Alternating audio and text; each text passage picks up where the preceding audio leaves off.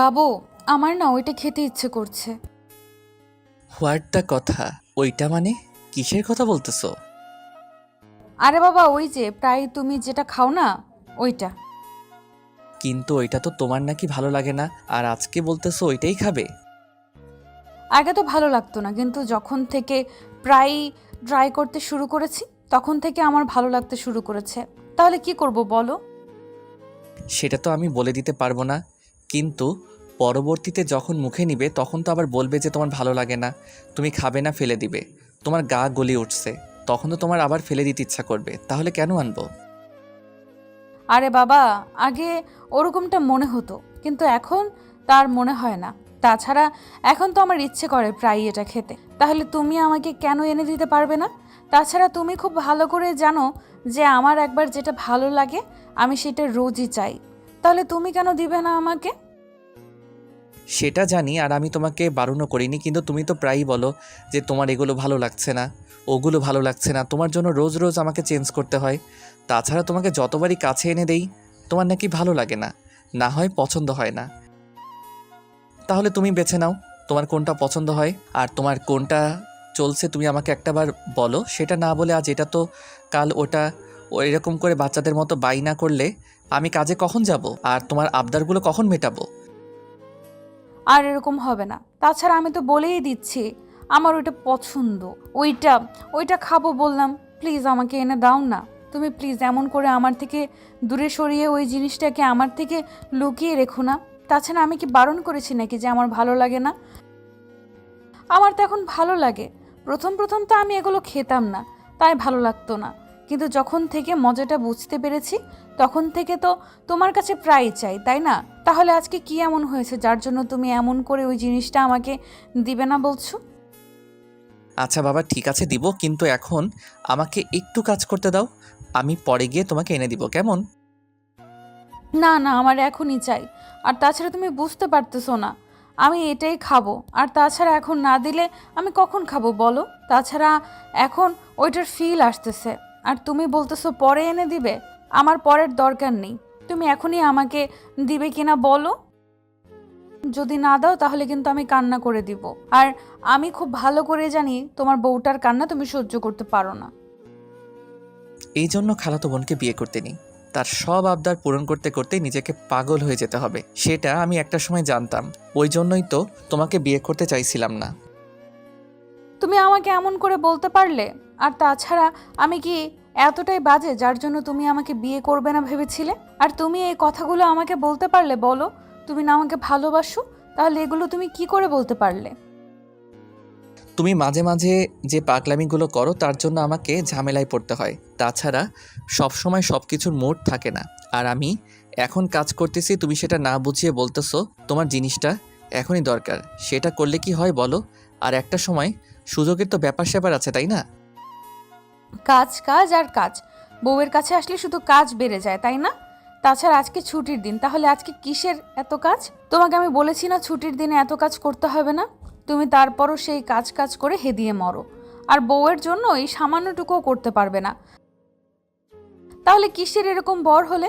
আর তুমি নাকি বিয়ের আগে আমাকে প্রচন্ড পরিমাণে ভালোবাসতে। তাহলে এখন তোমার সেই ভালোবাসাটা কোথায় গেল? ফুস হয়ে গেল তোমার সেই ভালোবাসা?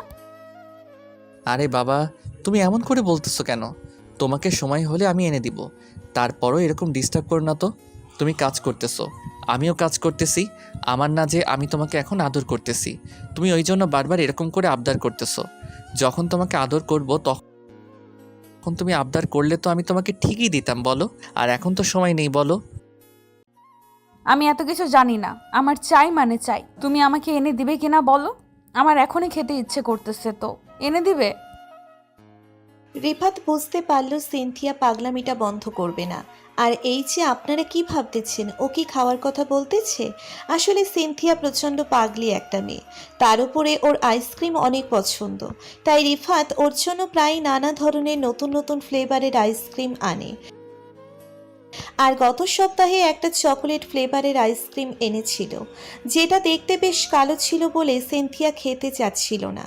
তখন রিফাত কিছুটা খেয়ে যখনই ওকে একটু খেয়ে নিতে বলে, তখন সিনথিয়া টেস্ট বোঝার জন্য প্রথমে চকোলেট আইসক্রিম মুখে নেয়।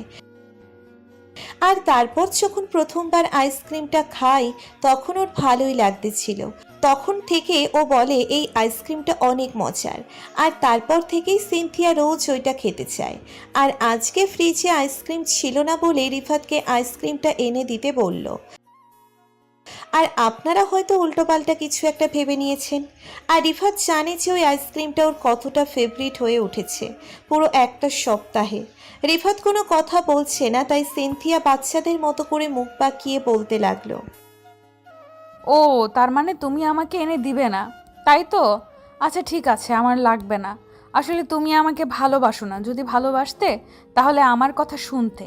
আসলে আমি বেশি আবদার করে ফেলি তো, এই জন্য তুমি আমাকে কিছু এনে দিতে পারো না, তাই না? আসলে আমি তোমার যোগ্য বউ হয়ে উঠতে পারিনি, এজন্য তুমি আমাকে এমন করে সব সময় দূরে সরিয়ে দাও। আমার কথাটা একটুও রাখার চেষ্টা করো না। আসলে কি বলো তো, আমি তোমাকে এত বেশি ভালোবাসি যার জন্য সব সময় এরকম করে আবদার করতে থাকি, কিন্তু জানতাম না যে তুমি এরকম করে সব সময় আমাকে ইগনোর করবে। দেখো, এরকম পাগলামি করো না। তাছাড়া তুমি খুব ভালো করে জানো আমি তোমাকে কতটা ভালোবাসি। আমরা দুজন দুজনকেই তো ভালোবাসি। তাহলে এমন করে এসব বলার কি আছে? তাছাড়া তুমি যেভাবে বলতেছো মনে হয় তোমার কোনো আবদারই আমি রাখি না। তাহলে কেন এরকম করে বলো? তুমি তার মানে আমাকে এনে দিবে না, তাই তো? আচ্ছা ঠিক আছে, এনে দিতে হবে না। আমি খুব ভালো করেই বুঝে গেছি যে তুমি আমাকে কতটুকু কি ভালোবাসো। আমাকে আর বোঝাতে হবে না, তোমার ভালোবাসাটা আমার জানা হয়ে গেছে। তুমি যে আমাকে কতটুকু ভালোবাসো সেটা আমার বোঝা হয়ে গেছে। আর কিছু বোঝাতে হবে না আমাকে। ধুর বাবা, তোমাকে বোঝাতেই আমি ব্যর্থ হয়ে যাচ্ছি। আচ্ছা ঠিক আছে, তুমি থাকো, আমি নিয়ে আসতেছি। কিন্তু কালকে থেকে এরকম অফিস টাইমে এরকম পাগলামি করবে না। তোমাকে আমি বলে দিচ্ছি, অফিস টাইমে যদি এরকম পাগলামি করো তাহলে অফিস ছেড়ে আমি বাসায় চলে আসব। আর কখনো অফিসে যাব না। তোমাকে কোলের উপর বসিয়ে রেখে তারপর তোমার সাথে দুষ্টুমি করব। তোমাকে আদর করতে শুরু করব। সেটা কি খুব ভালো হবে বলো? তুমি কি লজ্জা শরমের মাথা খেয়েছো নাকি? তোমার লজ্জা শরম বলতে কিছু নেই? সব সময় খালি এসে উল্টাপাল্টা কথা বলো। তোমাকে একটা কথা বলেছি আর তুমি আমাকে এমন করে লজ্জা দেওয়ার জন্য এসব বাজে বাজে কথা বলতেছো, তাই না? ফাজিল পোলা একটা। এখন যাও, আমার জন্য আইসক্রিমগুলো নিয়ে আসো। আর বেশি করে আনবা। আর যেন ফুরিয়ে না যায়, যেন কালকে তোমাকে ডিস্টার্ব করতে না হয়। তাহলেই তো হয়ে যাবে। সিনথিয়া এরকম ধারা কথাতে রিফাত দেরি না করে বাসা থেকে বেরিয়ে গেল। তারপর বাইকটা নিয়ে একটা আইসক্রিম শপের দিকে যেতে লাগলো। কিন্তু অন্যদিকে সিনথিয়া ভাবতে লাগলো, পাগলটা আমাকে কত ভালোবাসে। আর বিয়ের আগে আমি কিনা ওকে এমন করে ইগনোর করেছিলাম। আমি বুঝতে পারিনি যে ও আমার এই ইগনোরটা সহ্য করতে পারবে না। আসলে খালাতো ভাই বোন ছিলাম তো, এই জন্য ওকে বোঝাতে পারিনি। কিন্তু যদি আগে বুঝতে পারতাম যে ওর সাথে আমার বিয়ে হবে কিংবা আমরা এক হতে পারবো, তাহলে কখনোই ওকে আমি কষ্ট দিতাম না আর এমন করে ইগনোর করতাম না। আর যার জন্য আমার পাগলটা কষ্ট পেলে সামান্য একটু কথা বলাতে, আবদার করাতে ও সেটা ফেলতে পারে না। শত কাজ থাকলেও আমার জন্য কাজ ফেলে দিয়ে তারপর আমার আবদারটা পূরণ করতে বাসায় চলে আসে। রিফাত সেই সকাল 10টার দিকে বের হয়েছে, কিন্তু প্রায় 11টা সাড়ে 11টা বেজে যাচ্ছে। রিফাত আর আইসক্রিম নিয়ে ফিরছে না। তাই সিনথিয়া রিফাতকে কল দিতে লাগলো। কিন্তু আশ্চর্য ব্যাপার, 1.5 ঘন্টা পার হয়ে গেল, তারপরও সামান্য কয়েকটা আইসক্রিম নিয়ে আসতে ওর এত বেশি লেট হচ্ছিল, যার জন্য সিনথিয়ার টেনশন হতে শুরু হলো। তার উপর রিফাত ফোন তুলছে না, যার জন্য সিনথিয়ার প্রচণ্ড পরিমাণে খারাপ লাগা শুরু হলো। ও ভাবতে লাগলো রিফাত কোথাও গিয়ে আড্ডা দিতে শুরু করলো না তো, যার জন্য বারবার রিফাতকে কল করতে লাগলো। কিন্তু 2টা ঘন্টা পার হয়ে যাওয়ার পরও যখন রিফাত আসছিল না, তখন সিনথিয়া উল্টে রেগে ফায়ার হয়ে রইল।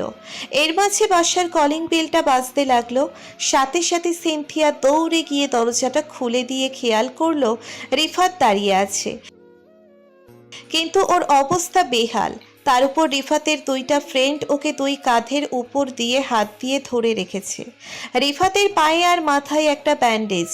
এমন কিছু দেখে সিনথিয়া অনেকটা উত্তেজিত হয়ে গেল। তারপর রিফাতের বুকের উপর হাত রেখে বলতে লাগলো, বাবু, এই বাবু, কি হয়েছে তোমার? তোমার এই অবস্থা কেন? কি হয়েছে তোমার? কপালে ব্যান্ডেজ কেন? আর পায়ে কি হয়েছে তোমার? আরে না, তেমন কিছু হয়নি। আসলে অল্প একটু চোট লেগেছে, তাছাড়া ওই বাইক থেকে পড়ে গেছিলাম ওই জন্য। কি বলতেছো এগুলো তুমি? পড়ে গেছিলা মানে? কিভাবে পড়লে? আর কিভাবে এগুলো হলো?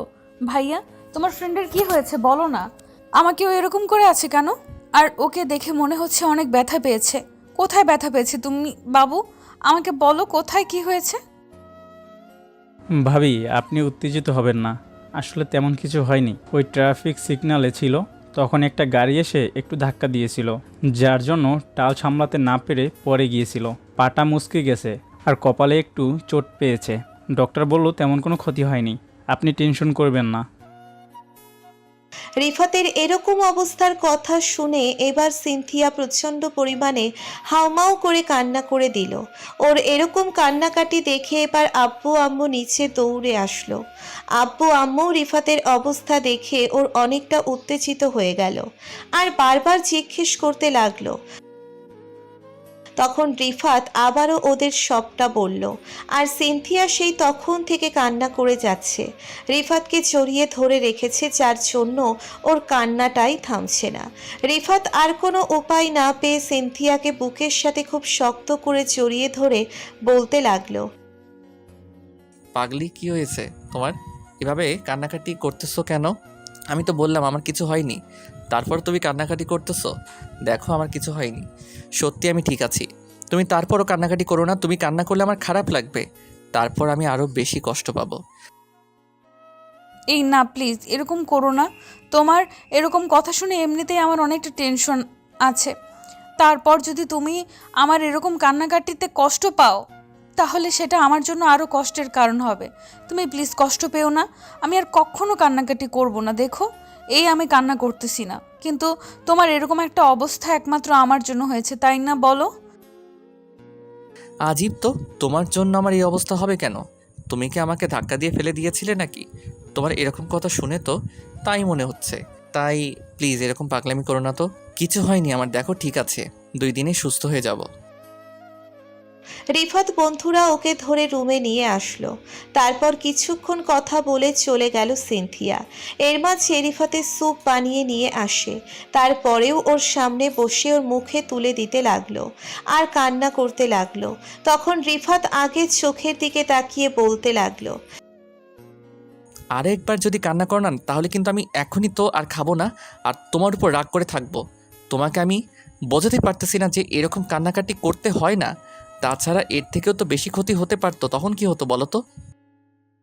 রিফাতের মুখে এমন ধারা কথা শুনে সিনথিয়া প্রচণ্ড পরিমাণে ভয় পেয়ে গেল। তারপর ওকে চাপটে জড়িয়ে ধরে ফুপিয়ে কান্না করে উঠল। এই যেন একটু মুশকিল হিসেবে পাগলিটাকে 2 হাতে জড়িয়ে ধরে বলতে লাগলো, এই না না পাগলি, কান্না করো না প্লিজ, আমি তো তোমাকে বোঝানোর জন্য বললাম। তুমি এমন করে কান্না করতেছো কেন? তাছাড়া দেখো, এটা তো স্বাভাবিক, এটা তো কপালে ছিল বলেই হয়েছে। তুমি নিজেকে দোষারোপ করতেছো কেন? তুমি কি ইচ্ছা করে আমাকে এরকম বিপদে ফেলার জন্য বাসা থেকে বের হয়ে যেতে বলেছিলে নাকি? তবু আমি বললাম বলেই তো তুমি গেলে। ওই জন্যই তো তোমার এরকম একটা অবস্থা হলো। আমার জন্য সবটা হয়েছে। আমি কি যে করি না সেটা নিজেও জানি না। আসলে আমি সব সময় রাগ অভিমান দেখাই। আজকে যদি তোমাকে আমি নিজের করে রেখে দিতাম, এত বড় একটা ক্ষতি হতো না। আরে বাবা, কিছু হয়নি তো, সামান্য একটু লেগেছে। তাড়াতাড়ি তুমি এত কান্নাকাটি করতেছো, আর তাছাড়া আমার জায়গায় তো তুমিও থাকতে পারতে। তাহলে কি আমি এত বেশি কান্নাকাটি করতাম বলো? তা করবে কি করে? তুমি তো আমাকে ভালোবাসো না। ভালোবাসলে এরকম করে কষ্ট পেতে? আমি তো তোমাকে প্রচণ্ড পরিমাণে ভালোবাসি, ওই জন্য কষ্ট পাই। তুমি সেটা বোঝার চেষ্টাই করো না। কে বলেছে ভালোবাসি না? এই তো ভালোবাসি, কত বেশি ভালোবাসি, যার জন্য বুকের সাথে জড়িয়ে ধরে রেখেছি। তুমি কি বুঝতে পারো না? সিনথিয়ার কান্না থামছে না। তখন রিফাত কোনো উপায় না পেয়ে সিনথিয়ার থেকে বুকের সাথে খুব শক্ত করে জড়িয়ে ধরে রাখলো। তারপর ওর মুখের দিকে হাত রেখে ওর কপালে আর গালে কয়েকটা কিস করে দিতে লাগলো। সিনথিয়া নিজের দখলে নিয়ে নিল। রিফাত কি করবে ভেবে পাচ্ছে না। সিনথিয়া উঠছে দেখে রিফাত ওর সাথে রেসপন্স করতে লাগলো। তো ভালো থাক ভালোবাসা। আমাদের ভিডিওটি কেমন লেগেছে তা কমেন্ট করে জানাতে ভুলবেন না।